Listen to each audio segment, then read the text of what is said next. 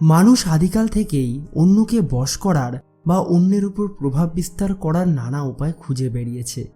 কেউ চায় শক্তির দ্বারা অন্যকে দমন করতে, কেউ বা কৌশলের দ্বারা। কিন্তু এই ক্ষণস্থায়ী উপায়ের ঊর্ধ্বে এক চিরন্তন শক্তির কথা বলে গেছেন চাণক্য। তিনি তার নীতিশাস্ত্রে একটি অতি গুপ্ত কথা বলে গেছেন। তিনি বলেছেন, দান করার মতো অন্য কোনো বশীকরণ মন্ত্র এই পৃথিবীতে নেই। অর্থাৎ যা শক্তি বা অর্থ দিয়ে জয় করা অসম্ভব, তা কেবল নিঃস্বার্থ ত্যাগের মাধ্যমেই জয় করা সম্ভব। চাণক্যনীতি আমাদের শেখায় যে মানুষের হৃদয় জয় করার সবচেয়ে বড় অস্ত্র হল দান। মানুষ স্বভাবতই সেই ব্যক্তির প্রতি কৃতজ্ঞ ও অনুরক্ত থাকে যে তার বিপদে নিঃস্বার্থভাবে সাহায্যের হাত বাড়িয়ে দেয়।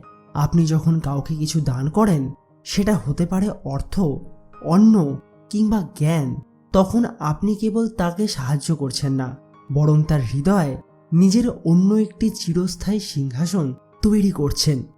জোর করে কাউকে বাধ্য করা যায়, কিন্তু বশ করা যায় না। দান মানুষের মনের শত্রুতা এবং অহংকার দূর করে তাকে আপনার প্রতি শ্রদ্ধাশীল করে তোলে। এটাই হলো ত্যাগের আসল জাদু। চাণক্য বলতেন, যে হাত কেবল নিতে জানে সে হাতের সম্মান নেই। প্রকৃত সম্মান কেবল তারই যার হাত দিতে জানে। দান কেবল গ্রহীতাকে নয়, দাতাকেও এক অনন্য মানসিক উচ্চতায় নিয়ে যায়। আপনার সামর্থ্য অনুযায়ী মানুষকে সাহায্য করুন।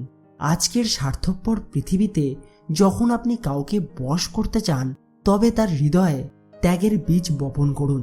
মনে রাখবেন, তলোয়ার দিয়ে দেহ জয় করা যায়, কিন্তু হৃদয় জয় করতে হলে উদারতার প্রয়োজন। তাই দাতা হন এবং সংকীর্ণ মানসিকতা ত্যাগ করুন।